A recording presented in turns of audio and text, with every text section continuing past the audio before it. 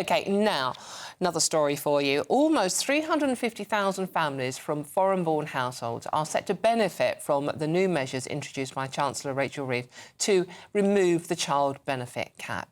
Census data has revealed that the families originating from Pakistan and Bangladesh are likely to receive the largest share of additional payments. This isn't rocket science, by the way. This comes following the Chancellor's decision to scrap that, as I said, two-child benefit cap. Joining me now is political commentator Chloe Dobbs. Chloe, good to see you. Thank you so much for joining us. Chloe, this, as I said, this isn't rocket science. This is a freedom of information request from a Tory MP who has found this out, actually broken down the statistics. And it is a worrying number, certainly if you're going to be getting up and going out to work tomorrow, that you are paying for families to sit at home on benefits and have children.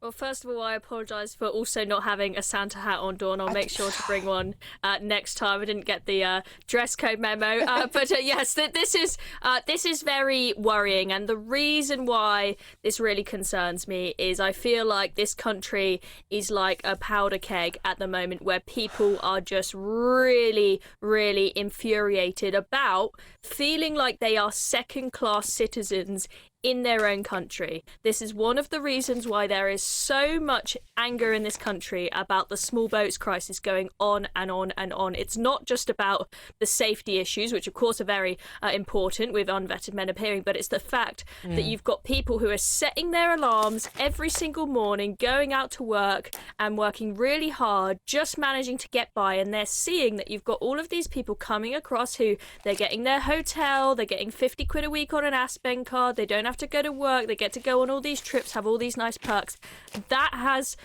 That really infuriates the British taxpayer.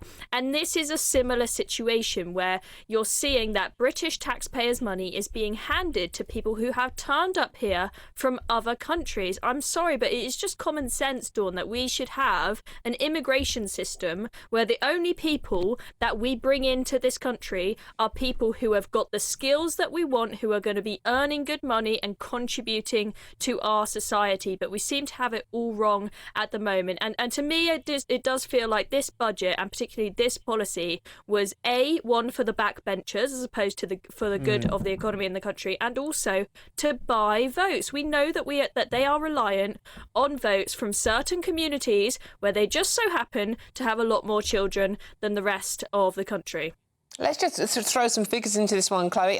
Costs of this policy are £3.5 billion. That's what it's going to cost the British taxpayer.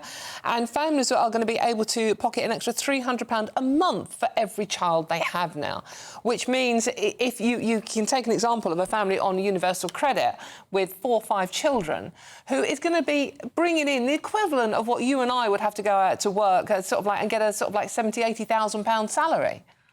Yeah, and even if it is less than what normal people earn, it's still close enough to it that it makes the incentive to actually go to work every single day. There's a very low incentive if you can get away with surviving, not working, just being on those benefits. Even if you are working, but you're not a net contributor to our economy and you've come from another country and you need to be getting all of this cash from the state and from the British taxpayer, I'm sorry, but you're not the kind of person in our immigration system that we should be bringing in. One of the supposed benefits of Brexit was that we then had control of our immigration system and we could make sure that we were bringing the brightest and the best and those who are really going to pay their way in this country and be a net contributor to our economy. But it doesn't seem to have happened, frustratingly. And as I said, this will really infuriate Brits. There's a deep sense of unfairness in the way that the country is being run at the moment. People don't mind paying their taxes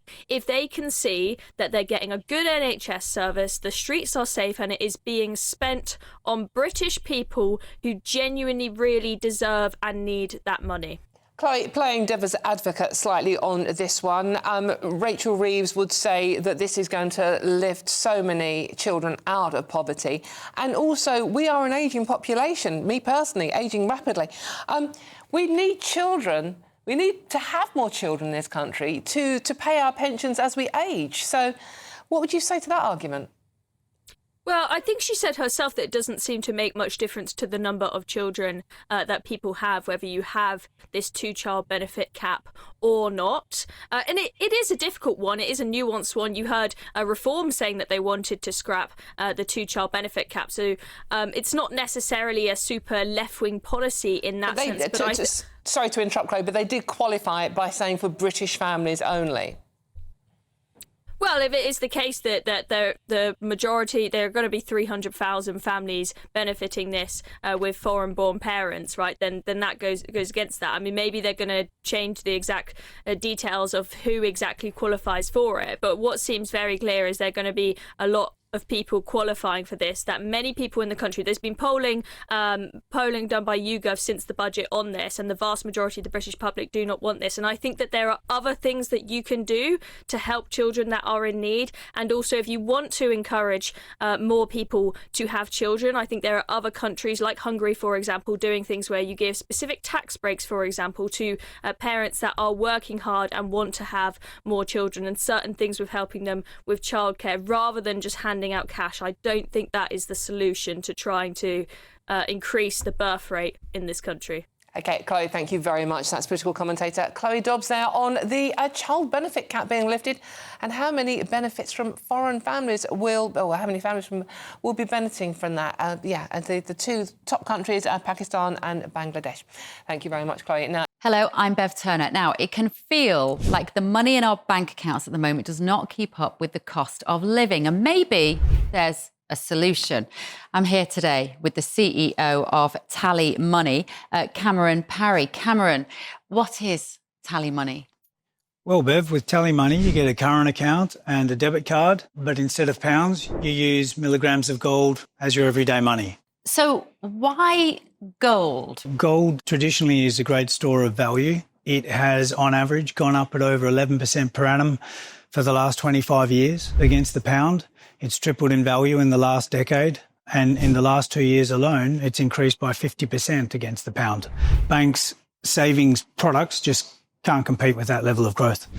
But this isn't just about gold. This is about a currency that you guys have created at TallyMoney. Explain it to me as though I'm an idiot. So, look, people need to be able to hold their earnings and build their savings in a money that retains its value and remains in their legal control and remains theirs to access, away from government control. Great. You had me at not exposed to government control. You should feel safe and happy with your money. You should have peace of mind the more money you see in your bank balance, and that's the type of thing we're trying to deliver, and give people choice in the type of money they get to use every day. Brilliant. Thank you so much, Cameron. Thank you.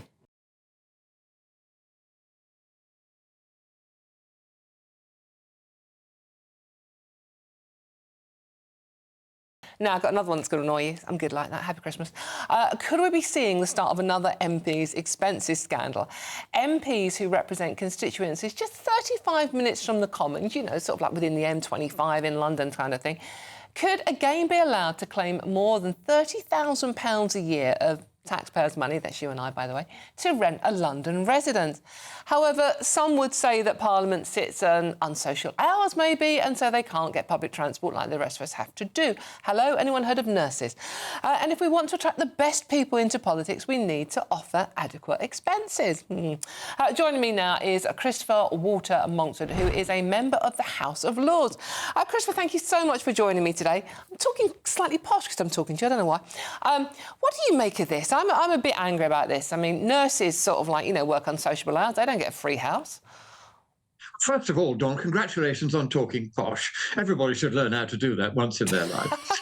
But the thing is really that it is time to abolish the Commons, frankly. I think the answer to all these crises is to restore the government of this country into the hands of the hereditary peerage. And then we're a lot cheaper to run than the Commons are. But being serious about it, the fact is that this is indeed another scandal. It's members of Parliament, members of the blob, with their snouts in the trough, helping themselves to vast amounts of taxpayers' money.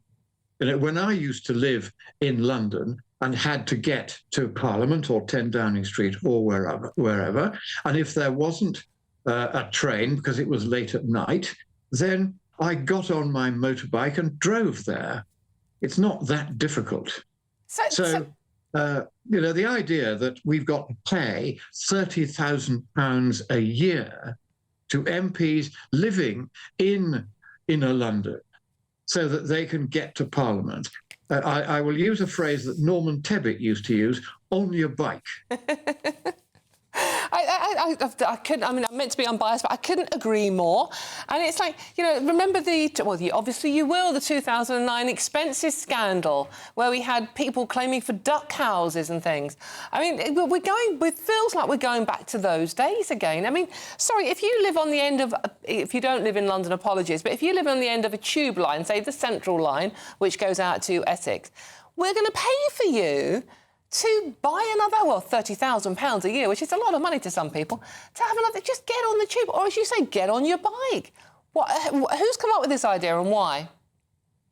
Well, it's the parliamentary, there's an organisation called the Independent Parliamentary Standards Authority, which is one of the thousands of quangos that when the carpet of destiny is unrolled before my feet and I step forward to govern the nation, I shall sweep away altogether, saving the taxpayers a fortune. And the trouble is, of course, these quangos, they're staffed by civil servants who are paid, if anything, more in both salary and expenses than the MPs themselves. And so they're all part of the same club, putting their hands down our trousers and helping themselves to our cash.